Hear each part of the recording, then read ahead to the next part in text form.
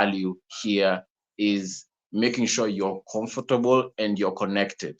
The main thing, and it's interesting how you say you're very in the West, it's very capitalistic sort of seeing the knowledge. I know it now, let's move on. I've understood it, let's move on.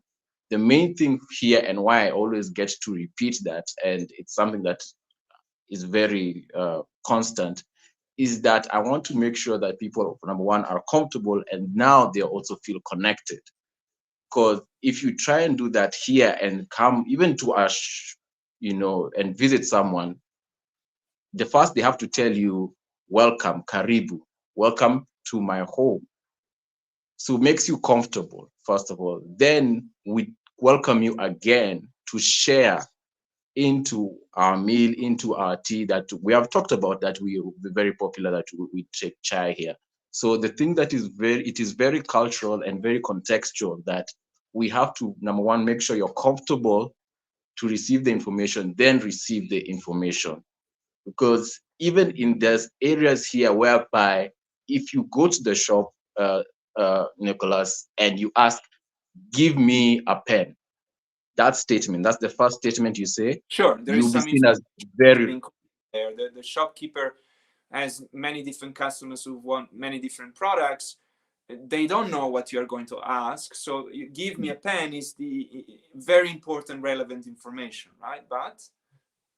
but you'll be seen as very rude. You walk up to someone, even though, yes, he's a shopkeeper, he's selling them, and say, give me a pen. Okay. I just know you don't know me, you don't know how I'm feeling. Ideally, you say, hey, how are you doing? Give me a pen. Okay, I mean, there So, are ways rude in our cultures and polite in our cultures as well. yeah. Maybe just walking into a shop, give me a pen with a kind Mm, of a brash, arrogant attitude yeah. wouldn't pass in a Western context either. Mm, Uh, mm. but let's think about this sense of being comfortable about receiving the information. How would that translate in that scenario? How that is translate is actually putting it, if I was going to go one by one, in fact, even when getting to a pen, in fact, I even went to the shop recently. What I went and said, okay, of course they have pens, but I asked, do you sell pens? I'm looking for a pen. Hey, how are you doing? I'm looking for a pen. So that thing, it brings a confidence. Then you can respond to, I'm doing well, small talk, then I repeat again. Okay, this is why I'm here. So ideally, the first thing is that I check on them. Hey, how are you doing? Are you selling pens? You normally comes up questions. Are you selling pens? Do you have pens? Right? They say, oh yes, yes, we have pens. Oh, my day is very good. It's quite cold, which has been quite cold, and things are going well. So then I engage with them with what they responded. Then I repeat again. Oh, I'm looking for a pen. So first thing is to make them feel comfortable with my presence, with my approach. I'm coming, first of all, to know how they're doing, and I value that they are selling something, and I want something that they're possibly selling. Then they respond and say, this is how they're feeling, this is how they're connected. Then I repeat again, okay, great to see that we are at par with that. This is what I'm looking for, a pen.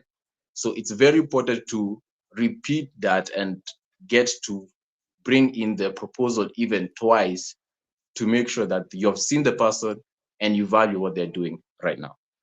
Yeah, in this So book, The Map of Culture, there is this test that people can take online, and I use it very often when I have couples that I work with that come from different cultures. And one of the spectrums on which cultures live on is that some cultures are much more relational than they are pragmatic or information based or task based. I think the opposite there to relational is task based, right? So when you go yeah, into a shop, the task is to get a pen. And yeah, the task of the shopkeeper is to give you a pen, to sell you a pen. yeah, In in a UK kind of context, Western kind of context, which are more shifted towards task, that's all we care about. But in the Kenyan context and other cultures, usually as we move towards the east, cultures become more relational. And as we move towards the south, also cultures become more relational.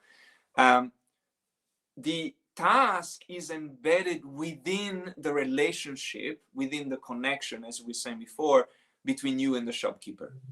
In other words, it doesn't matter what task you're there for. If you don't Yeah. establish a relationship, you won't end up achieving anything. You won't end up doing any task, right? Absolutely. I don't know if I completely understand what's going on there, because I think we would have to talk about more examples. Well, one thing I can tell you for sure is that here we don't give a damn how you are feeling or how I'm related to you when I give you some information. Mm. Like, as long as I'm giving you information, whether it's, you know, because you are my employee or because you are a stranger in, you know, in the street that is asking me an information about how to get to a certain place, right? Typical question. Hey, sorry, I'm lost. You know, I need to get to this place. How can I get there? As long as I'm giving you the information, I don't give a damn about how you're feeling. In mostly in Western context, right?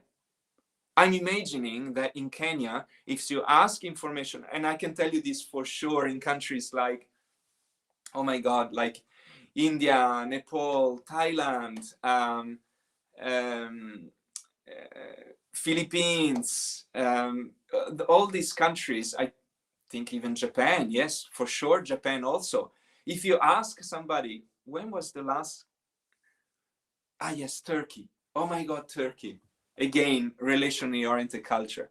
You ask a person, how do I get to a certain place, right? And you show them that you have a phone or you have a map. They don't give a damn about the information that you have. They will take you from that point all the way to where you need to get. They will wait until you ring the bell, until the person gets out and welcomes you, and then they will smile to that person and finally walk away. Like, that is the difference between a relational culture and a task-oriented culture, right? And so it's beautiful, I think, that we touch on this. Can you please repeat this example of like coming to the house of a Kenyan person and how the welcome goes? I want to understand this a bit more. And the reason why we're talking about these guys is not because the All About Trauma channel is suddenly, you know, changed into All About Culture, but because culture is such an important component of how we understand trauma and how we solve it as well. That is, it's part of the healing process, right? When a couple comes to me and they both carrying trauma, but one person is Turkish and the other person is from UK, or one person is Polish and the other person is from America, or one person is from South America, Colombia, and the other person is from South Korea, I cannot approach the healing process of the trauma, talking about the trauma, giving importance to the trauma memory and state without bringing culture into the picture. So healing and trauma, suffering, basically, and the release of suffering is so intertwined to culture, right? And I can explain more about this, but for now, just let me understand a little bit more how you welcome people in the house again. Yeah, so how we welcome people is first when they get to where we are, their house, our home, we tell them get in, make at home, like how I believe how the English say, make yourself at home. I think that's a saying that is said. So we say karibu, welcome, right? So they get in. So when they come in, we're able to share some pleasantries. Hi, how are you doing? How was your journey? If they took a long trip, how was it? Then we repeat again, welcome, when we are sharing a meal. When we will definitely share a meal with them, mainly chai and anything that we're having at the time to welcome them again for the meal and for this moment. So it's like not just even two premises, it's also the relationship is breaking down to different moments. The moment that you get into my space and the moment we're sharing a meal. So when you're sharing about the Turkish person, I totally understand his point of view because I'm imagining from a culture point of view, when you come with a map and say, how can I get from here to here? And I'm imagining ideally you'll want to say, oh, take a train or whatever, and then I leave you and you leave. If you, okay, why do you want to leave from this connection? Why do you want to leave it hanging? We'd rather go and see it to fruition. So I understand why the Turkish man will take you there. So because the main thing is that we cannot leave an opportunity to connect and just leave it hanging. We cannot just say that, oh, welcome to the house, and we keep quiet and that's it. And then to Welcome to us, the house, what have a seat. Yeah. makes, of course, you can say just welcome to the house and everything is done, right? But again, I think what's emerging here, Renee, which is so important in our context, is that this is how I'm reading it, okay? When the person comes to the house in Kenya, in your house, they are landing in your house physically, Yeah. right? They are a body, they're a physical entity. The house is a physical entity. You are a physical entity. So the first acknowledgement is, oh, you are in this physical entity called my house. You are in the physical presence of me. I am the physical presence of you. Welcome, right? A new setting has emerged. A new combination of elements has emerged, right? Yeah. By the time you get to the meal, the person has felt so many things. Yeah. They're, you know, from the sort of high energy and sort of maybe fearful, anxious emotions of traveling, getting this train, that bus, arrive, will I find the house, you know, will they be there, will all these elements of anxiety and uncertainty. I'm now, which activate the sympathetic nervous system, as we well know from this program. I'm now slowly shifting towards a parasympathetic activation, relaxation Mm. of my digestive system, relaxation of my heartbeat, lower blood pressure, um, deeper breathing. So by the time we sit down and we are ready to have a meal, I am physically ready to have a meal. I'm in a different nervous system activation than I was when I Yeah. arrived. Right?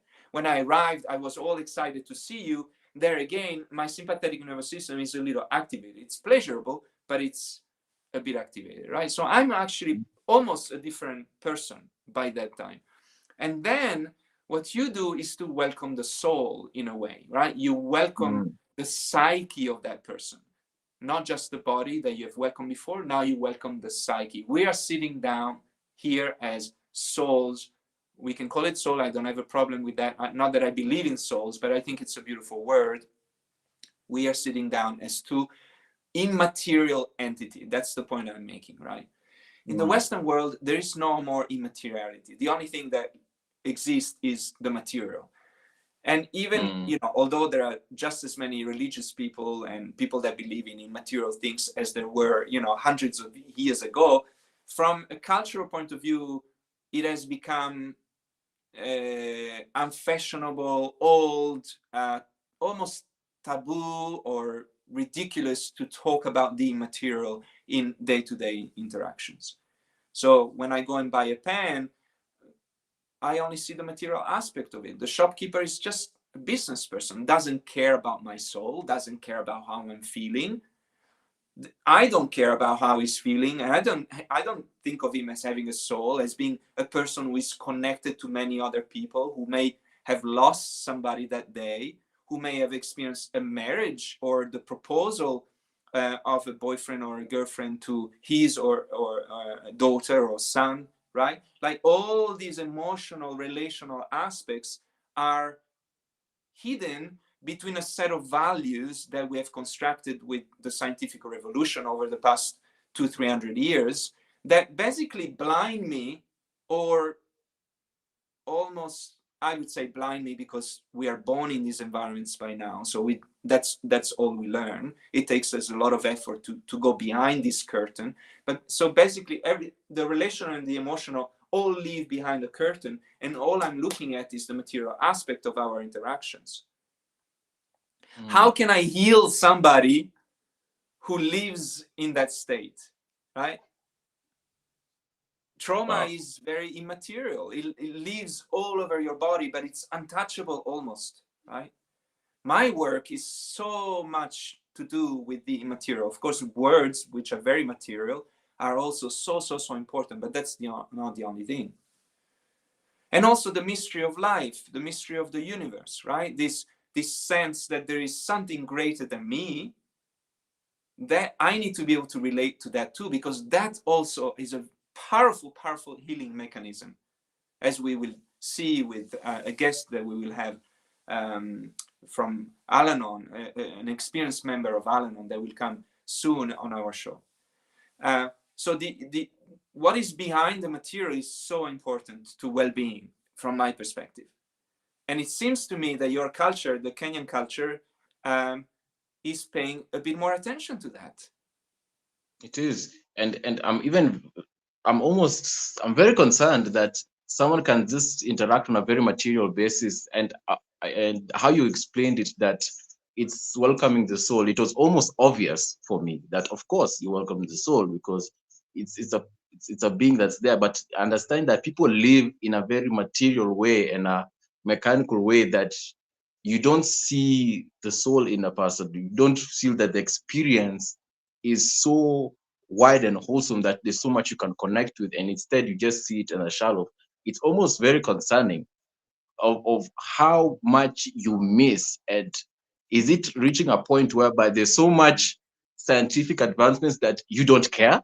People just don't care, like, of getting that levels, or do you, I don't know, you don't miss what you don't know. So is it that there's so much advance that you don't, you've missed it so much, you don't know of it, and it's so old fashioned, so you've put it in that category and says, okay, whatever is there, who cares? This, for example, one important element of suffering is the kind of attachment that we have experienced as children to our primary caregivers, right?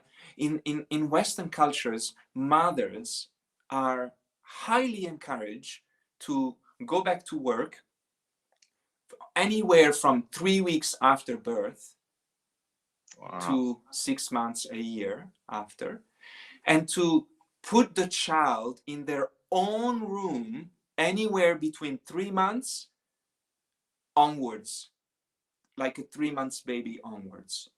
The child should just stay in a crib in their own room. And even further, and not unlikely, not unusually, it's okay to let the child cry himself to sleep or cry himself to quietness, right? And there we are getting to the more extreme sort of scenario. Still positive, still very acceptable, still very practiced. We're not talking about violence from our point of view.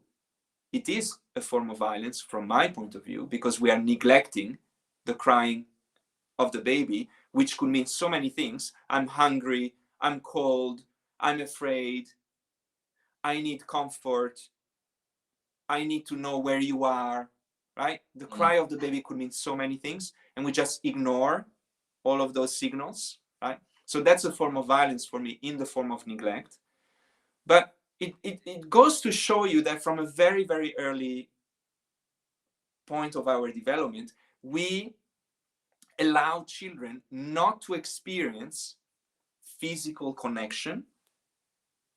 Through that physical connection, all the feelings that are transmuted, right? The deep, wholesome sense of knowledge that you can get out of somebody else when they hug you, right? When they touch you, the hands, the face, the shoulders, right?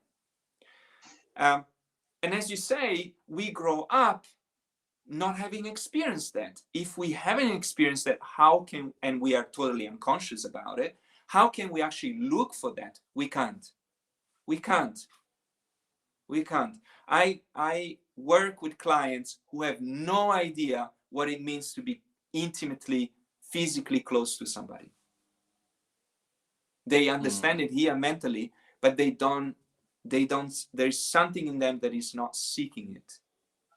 So I need to teach them what it feels like. And of course, in this kind of context, it's so much better when they are in my office, right? Because I can afford to extend my hand, to hold their hand, to pat them on the back, to, sometimes we do some somatic exercises, right? They will stand up and I will put my hands on their shoulders or on their, back. We'll do various things, right? To increase this sense of familiarity with touch, and how much information is transmitted to touch. That's a very important point. So to your saying that if we don't know unconsciously, because we haven't experienced it, we don't know how to seek it. We grow into adults who think it's totally irrelevant to touch any part, okay, parts of your body, and to exchange deep, wholesome sense of knowing where we are. If we wanted to shrink, I'm also thinking that it's very silly to do so, because when you enter the shop and you're inquiring about the feeling of the person, right? Like we said before, that feeling is an expression of whether they had something really sad happening to them, or difficult happening to them, or something good happening to them, right? Same for the shopkeeper to you. That says something about the general state of that cultural group in that moment, right? There will be hundreds of interactions of this kind throughout the day, dozens for you, dozens for him, dozens for all the people that you met. So there are literally hundreds of thousands, right? It's an exponential factor there of interactions, of people checking each other wholesomely. And as you navigate this environment, you carry this information, this emotional information, relational information about the state of the community that you belong to. Even if in the context of a city, this community does not have anymore the sort of clear boundaries that a tribe or a village may have in a rural area, right? But we are still, essentially, as primates, we still hold a tribal boundary around us. We walk with it. We don't find a physical boundary in the city because there are just so many people, but we still think in those terms. Our brains are still extending their intelligence towards assessing how emotionally my community is feeling, 360 degrees. Mm. So what you said that is very interesting and almost still concerning how they were able to leave a child in their own room, and how you phrased it is that they allow, you find it to allow a child not to have that.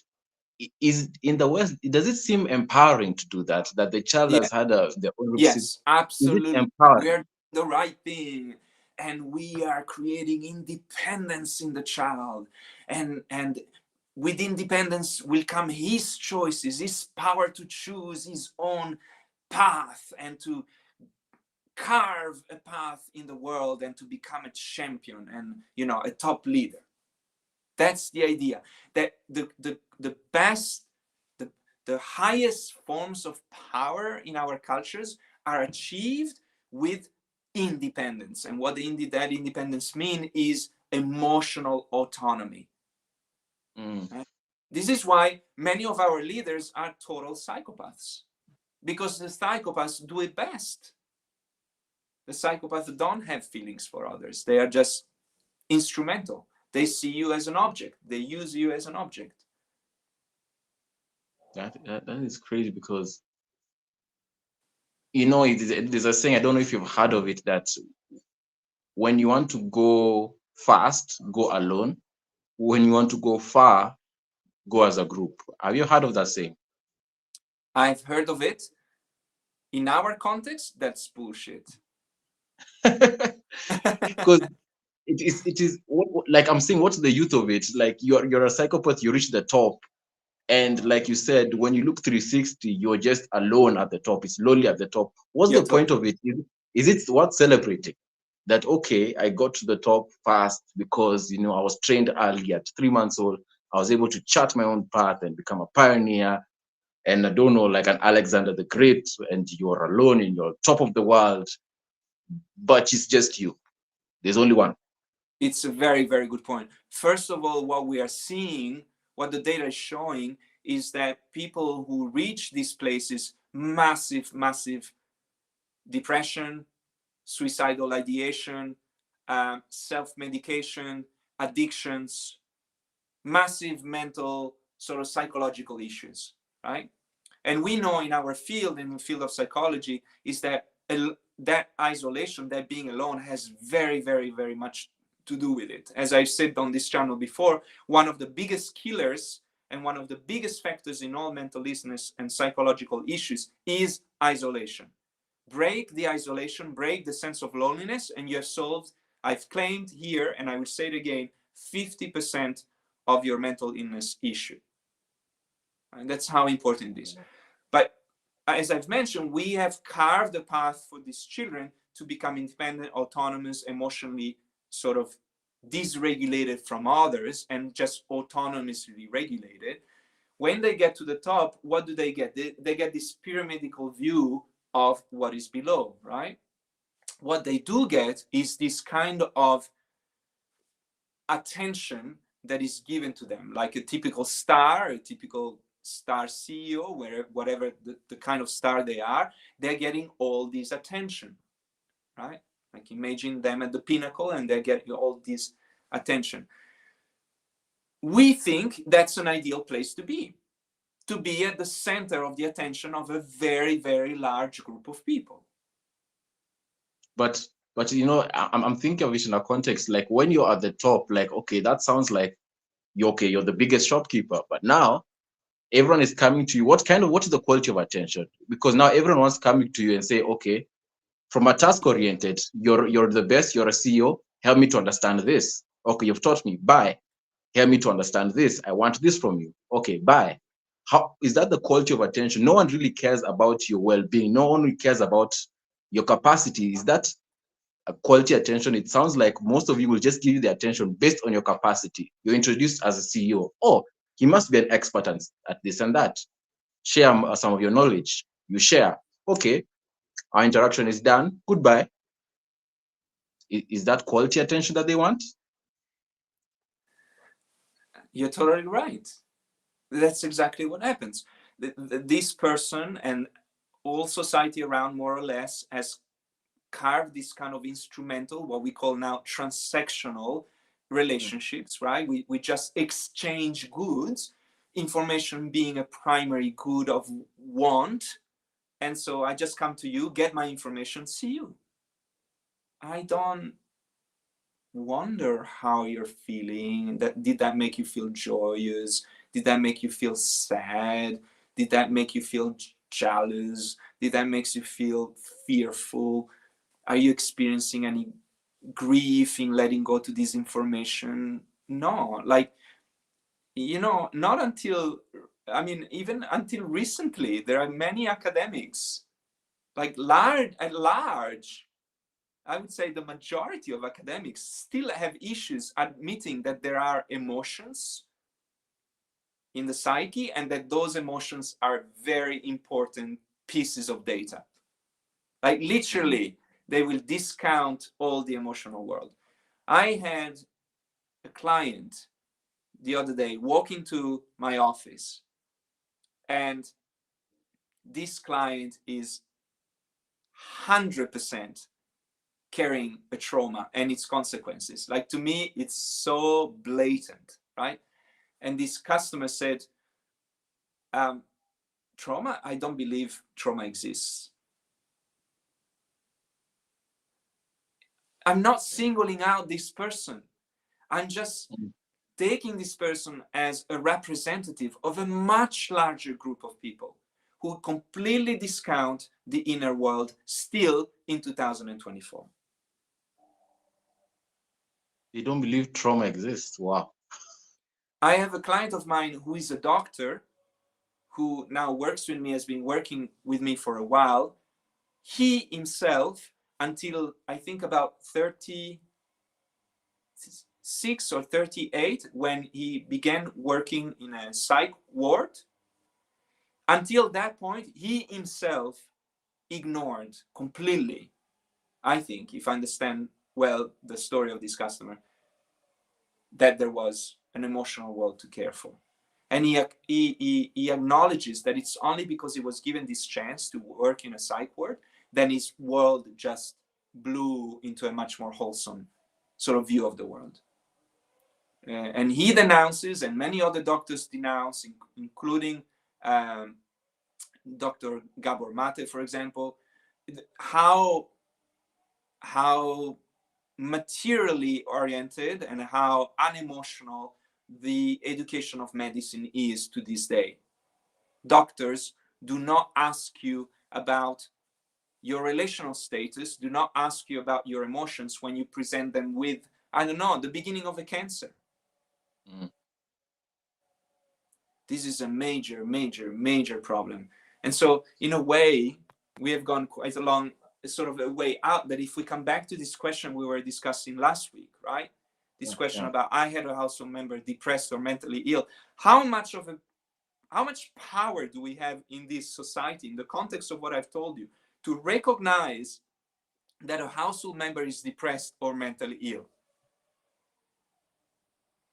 Because almost none, because like if it is a situation that no one has ever really gotten to explore that world, it makes almost sees them that they might be successful, because if the psychopaths are the most successful ones, you just say, oh, in my household we have a CEO. Wow, that's a great thing, congratulations. What do you mean that they might be mentally ill, you know? So I don't think there is any capacity to notice that. Correct. I would also say so. And very much to your example, yes, you can have a totally mentally ill person and they are being held up as, you know, some kind of star in the family itself. Because Because from a materialistic, task oriented person, and it could be a woman as much as it could be a man today in our societies, right? Because women have achieved quite a very high standard of equality at that professional level. it's it is one also one of the situations whereby I'm curious, when someone in your culture gets to get this realization, how much does it change their lives? Because even for the individual who had no idea since until they got into the psych ward, I'm assuming in their 30s they could have a family of their own and children of their own. And maybe in their early years of raising that child, maybe he got this child in his late 20s. After this realization, has it changed how he even relates to his child, to his wife, to his home? Will it be a big change, or will it just be a decompartmentalization that I have to realize this exists only when I'm working? The incentives for us not sharing that realizations are quite big, because this attitude towards the emotional, the immaterial, the absolute is a very, very widespread, fashionable state of things at the moment. So if I realize that trauma does exist, sharing this with my friends and colleagues and shopkeepers is taboo. I'm gonna expect them to refuse the idea that trauma exists just as much as I was 2 minutes ago. So the what I would say, the recuperating, you know, the wholesomeness or the sort of a more holistic view of life and the world does not imply that that taking back is going to spread quickly around me. Not at all. Not at all.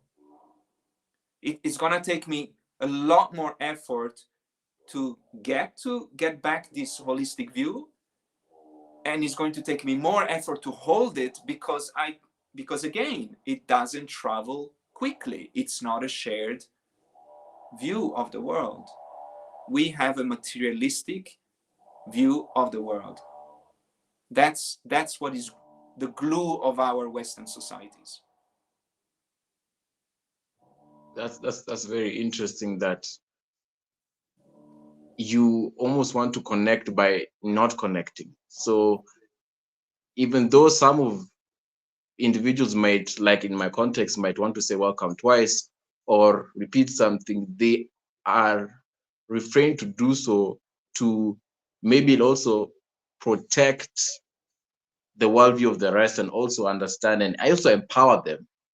Don't tamper with the empowering of, by the way, do you know this trauma exists, and this, you will feel like it will disempower them. So just letting things as be, so the actions won't show anything. It's just a reflection that, oh, okay, nice to know. It's like recognizing a yellow balloon in the sky. Like, oh, this is a yellow balloon. That looks nice. Or a flower. Oh, that's nice. And you keep going. Instead of take a picture like, oh, look, I actually found this on the path. Yeah, I'm not sure taking a picture is acknowledging the wholesomeness of a flower, Mm. but yes, I understand your example. Yes, we don't pay attention to a lot of the things that are normal for you to pay attention to in your culture. Yes, and it's a very normalized thing. Now, of course, here I am. I'm a white guy, I'm a Western person, and I do talk about this. So obviously, there are other people like me that talk about this. Millions of us actually that talk about this, but it's a very small percentage of people in the end. So I want to bring this live to a close. Coming back to the question that we're looking at from the ACE test, the test that you can take by scanning that QR code there on the left-hand corner of your video. It will take you to my website, and there is no commercial interest there. It's just a bunch of questions that you answer yes or no to, just for you to know. And then come back to this channel, go back from the beginning of these lives, more or less, to understand the implications of these questions.